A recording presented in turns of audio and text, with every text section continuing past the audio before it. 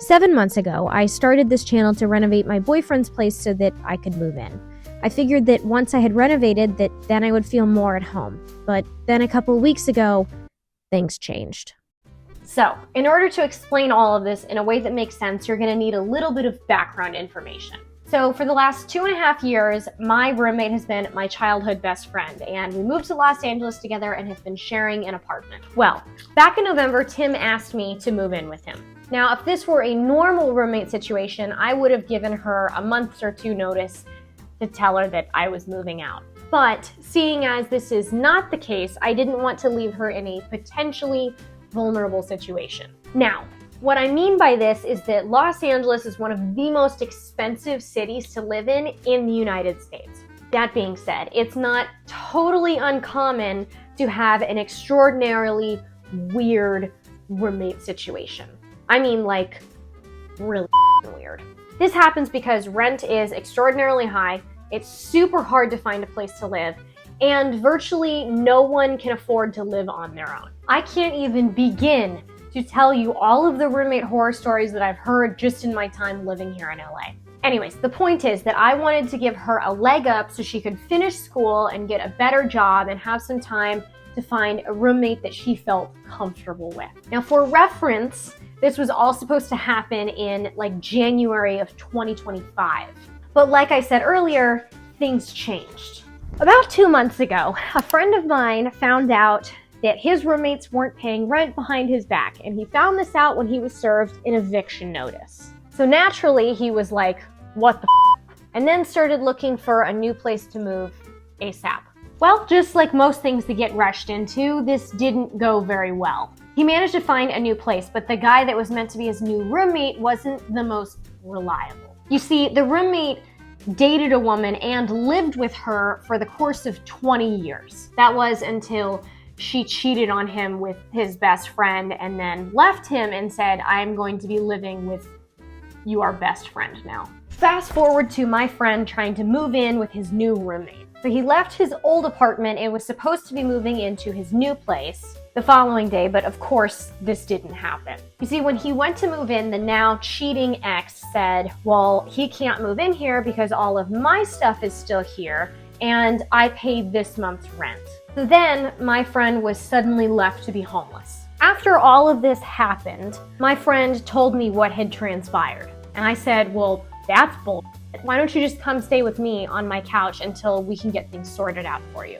So he ended up staying with my best friend and I at our place for a couple of weeks, and things went really, really well. My best friend and our suddenly new roommate became the best of friends. They started going to the gym together, helping each other get dates, and hanging out all the time, until he was able to move into his new place. Eventually, my best friend ended up asking me if our new roommate could be my permanent replacement since I wanted to move in with him. I told her I was cool with it, but I didn't know how he felt. Well, finally the day came where he was supposed to move in to his new home.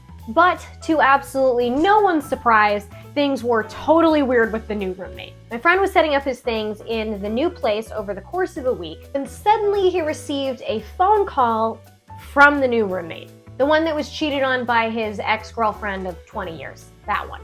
Now on the phone, he said to my friend, I want you out, this isn't working, you need to be gone. Now when my friend asked him what had changed, the roommate responded by accusing my friend of stealing his pocket knife and a piece of his vacuum cleaner. But this is the part that gets a little bit confusing. So it turns out that the original listing for the room available was drafted and posted by the guy's caseworker. Do with that information what you will. Anyhow, after my friend got off the phone, he called the guy's caseworker, and upon hearing what had happened, the caseworker sighed very heavily, but wasn't surprised in the least. The caseworker ended up telling my friend that he would have a conversation with the new roommate and asked that my friend stayed till they could get things sorted. But by this point, my friend wasn't really interested. And honestly, I don't really blame him. I mean, he hadn't even moved in with the guy and they were already having some pretty large issues. Oh, my friend also found out about some really strange living habits that his new roommate had. Like the fact that the guy didn't believe in modern technology. So this means that he didn't have any streaming platforms like Netflix, Hulu, HBO Max. So instead, this meant that he had a VHS collection fully organized. This included his adult collection. You know what I mean. And that was when I got a phone call. My friend asked me when I was planning on moving in with Tim, and I said, well, that's funny that you should ask. So now, over the course of this month, I'm gonna be moving in with Tim, and my friend is going to be moving into my old place. Comment down below how you would have handled the situation. Would you have handled it differently or the same as we did? So because we wanted all of my friend's stuff out of this guy's place, myself and another friend of ours decided to help him move. So we helped him pack up all of his stuff and moved it into a storage unit across the street from my place. The reasoning for this was because it would allow us to move my stuff out over the course of a month and simultaneously move his stuff in. Side note, when I was helping him move, I finally got to see his new place.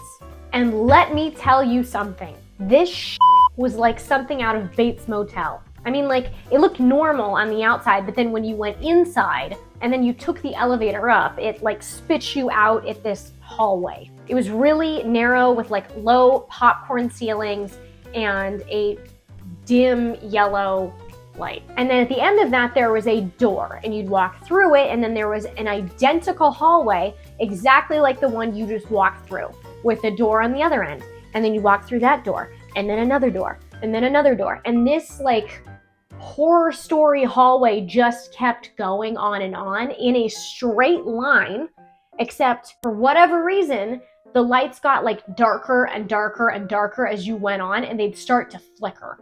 I wish that I was making this up. I told my friend that if he wanted to get into a relationship, that this would be a problem. Because any reasonable woman would see this setup with the terrifying Bates Motel situation, turn on her heel and run in fear of being unalived. So anyways, that leaves me here.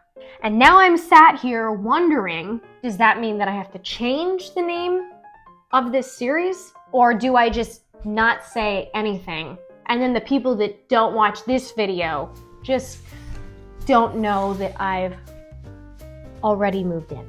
To be completely honest with you, I think what I'm going to do is keep the name of this series still the same. My only rationale for this is because I have been renovating my boyfriend's place so that I can move in. And I suppose that just because things didn't turn out the way that I initially planned, that doesn't mean that it wasn't still once true. I feel like changing the name now would be like getting midway through a television series and then suddenly changing the name because there is a plot twist. So I think I'm just going to leave it as is. If you're interested in seeing how this whole thing started and you want to follow along with my story, then my very first YouTube video, which happens to be the beginning of this story, might be worth a watch.